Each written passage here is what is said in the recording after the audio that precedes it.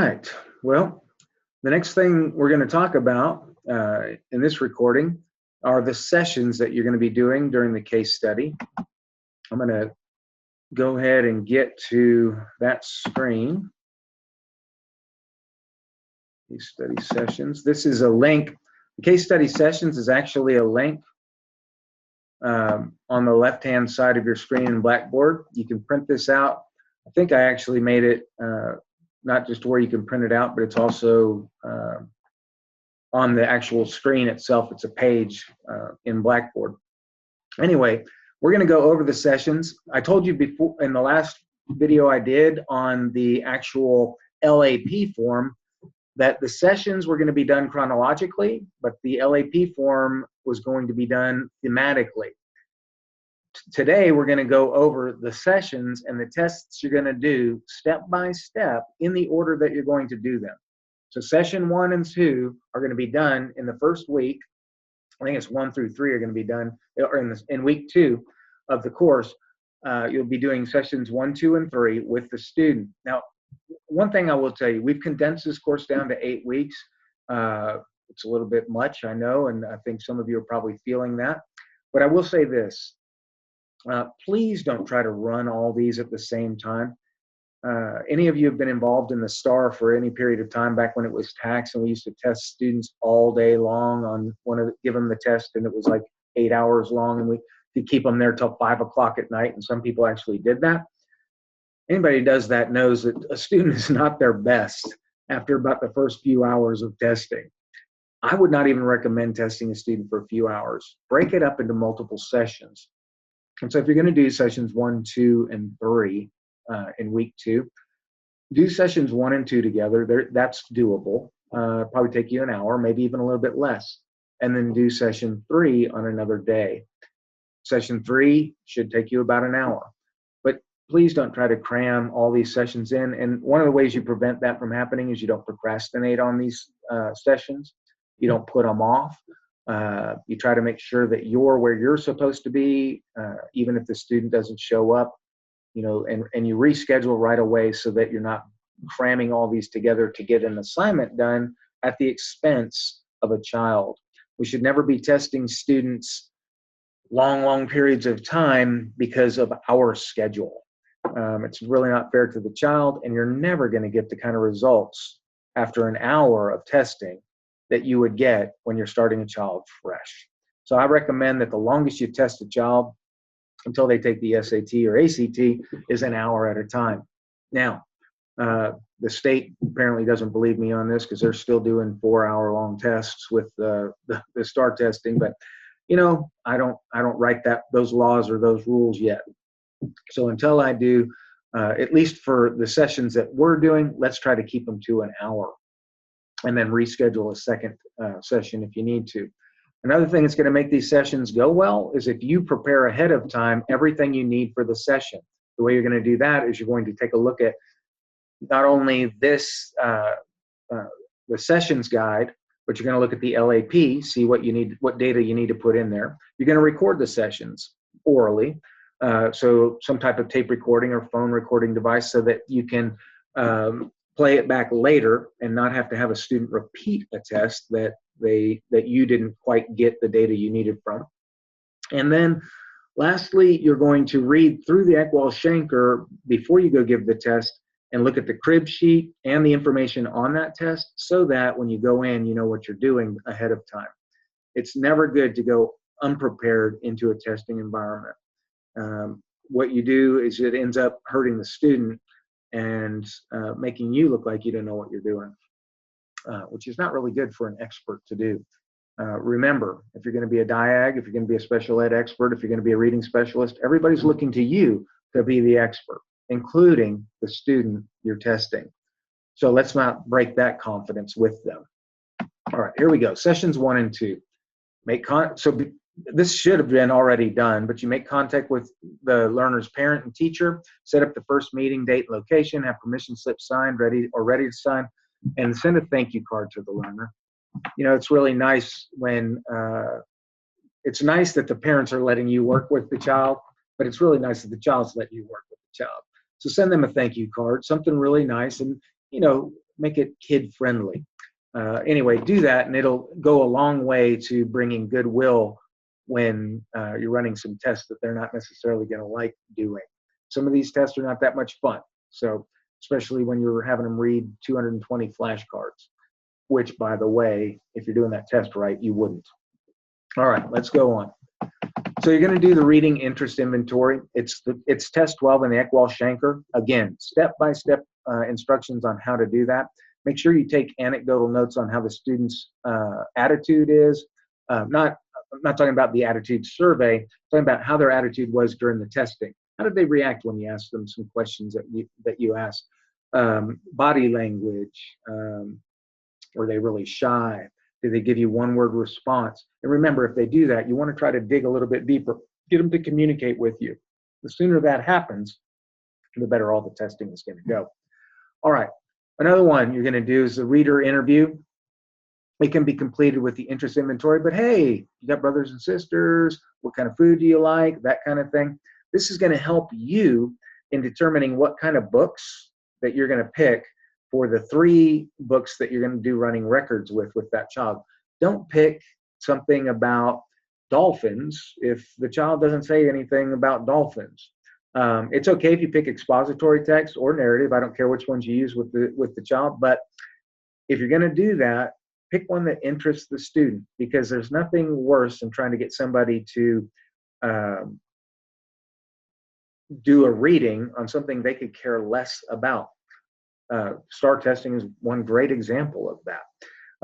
But there's a lot of other great examples out there of testing, including the Eckwall-Schenker. Some of the readings in the Eckwall-Schenker are totally not about student interest.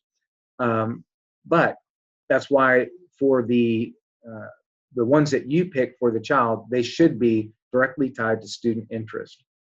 All right. The ERAs, which are the attitude surveys, I want you to go ahead. When you click on these links right here, they'll take you to the attitude survey and how to score it, which is kind of helpful. You're going to put this data in the LAP as you complete each test. You're going to put this in. Now, coincidentally, these happen to be the top tests on the LAP, but as you're going to see as we go through the sessions, it's not always in that order. Please don't start moving stuff around on the LAP. It's the tests are in the order they are on the LAP for a very specific reason, and you'll see that when you start doing your final report, that the themes that we've divided them up into will help you in figuring out struggling areas that the student might have. All right, then you're going to do the Garfield Writing Interest Survey. The how to score it tells you how to do both of those. And then I want you to do the either the Learning Style Survey or the Multiple Intelligence Survey. Again, when you click on that link, it'll take you to those tests and tell you what areas, for example, in the Multiple Intelligence, it tells you like if somebody is music smart or sports smart. I think it's called body smart. But anyway, it'll tell you, of course, we all know about learning styles, kinesthetic, auditory, visual, but the multiple intelligence will tell you, help determine areas of interest probably for a child, and give you some things to think about when you're picking texts. But it's also neat information to put up when you're talking about the learner up in the top part 1 of the LAP. These tests and these surveys give you information that allows you to start filling that out. And what you're going to find out is, the students pretty much telling on themselves, but they're going to be telling you, hopefully if they're truthful with you, which they should be, they're going to be telling you information that you can use that will make the parent understand that you know their child. All right, moving on down. So here it says find 3 books. That's what I told you you're going to do based on student interests. So anecdotal notes, and this is going to be throughout the LAP, but start looking for these things. The student's fluency. Are they a fluent reader? Or do they pause all the time on words? And do they try to sound them out? Or do they, things like, do they try to sound out words? Or do they use strategies like they look at the first letter and then say a word that starts with that first letter when they don't know it? Or do they chunk them? Or do they, just guess a word, or do they stop and wait for you to give the word to them? All of those types of things are things that, excuse me, all of those types of things are things that you can do to, I'm going to turn my ringer off, which I should have done before I started this. All these things are things that you can do that will allow you to fill out anecdotal notes. So sight word knowledge.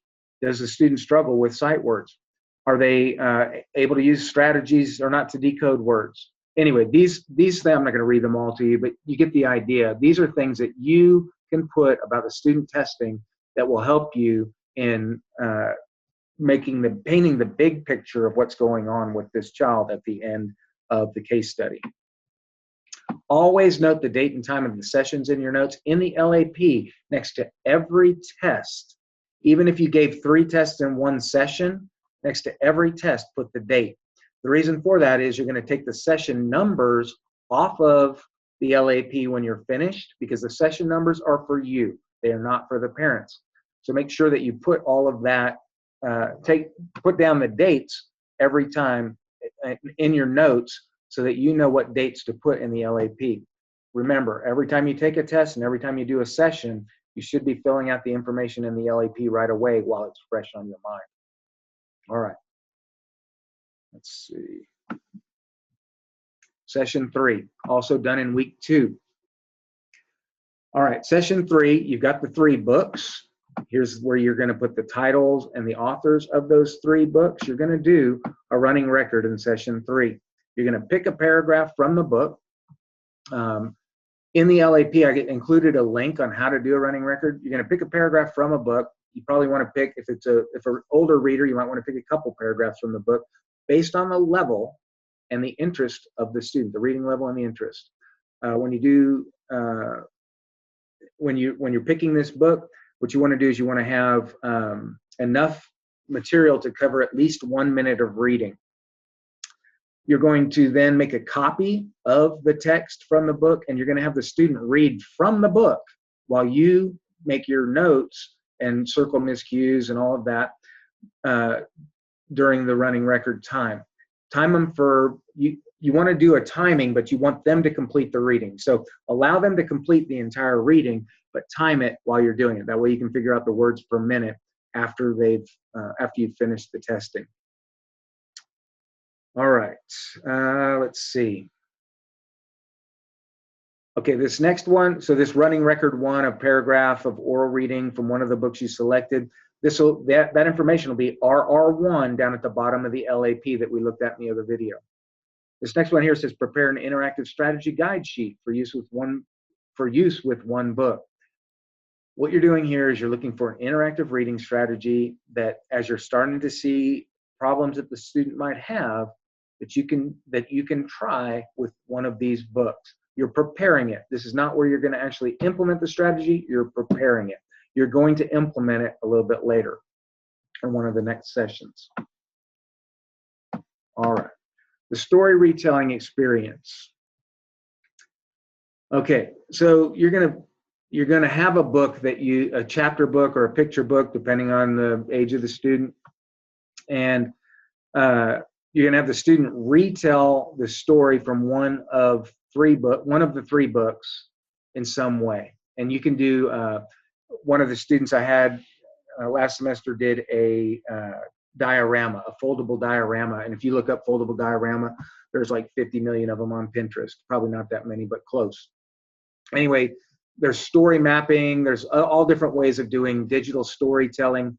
Anyway, pick one of those strategies and do the story retelling. Find an assessment that you'd like to use. It's not required by this case study assignment. I don't care which one, but there's a link right here that will take you and give you some ideas on that. Then you're going to do the anecdotal notes for that session.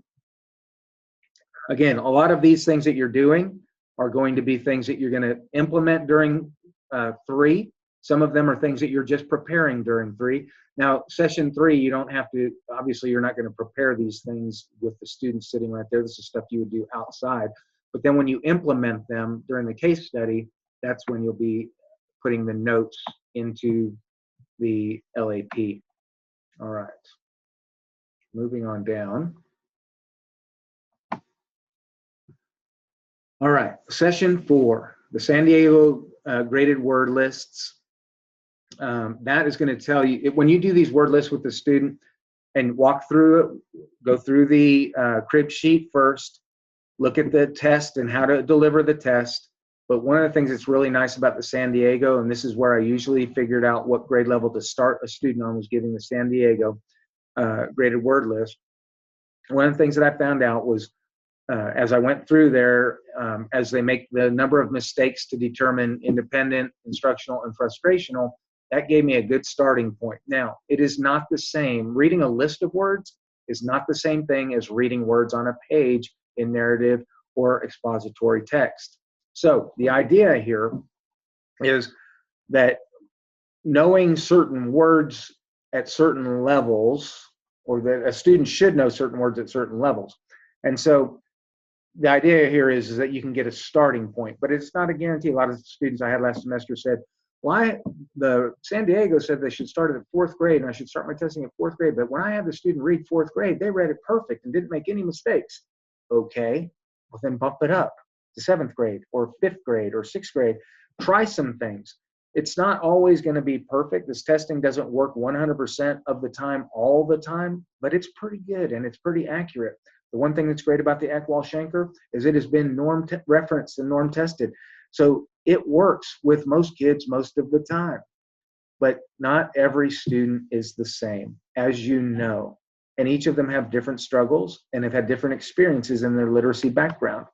So we don't know, some student might do great on the San Diego graded word list, one word at a time in isolation, but as soon as they have those words on the page all together, it's a struggle. And some, it's the other way around. Because they have words in context, they can guess the next word in a passage, but looking at them individually is a struggle for them. So different ways for each child is going to be different. Know that, though, that the San Diego graded word list is a great place to start when you're doing these sessions with these kids to figure out what level to start on. So that's what you'll be doing. You'll also be doing a running record of an oral reading from the picture book or chapter book. You're going to digital record or tape record this and add notations later. So this is another running record you're going to do.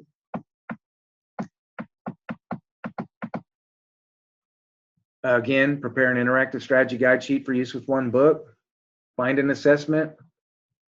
More anecdotal notes. A lot like session 3. 5 and 6. All right, test 11. Now this is where we're going to actually be using the tests out of the book. A, B, C, and D. The oral are A and C. The silent and listening are B and D.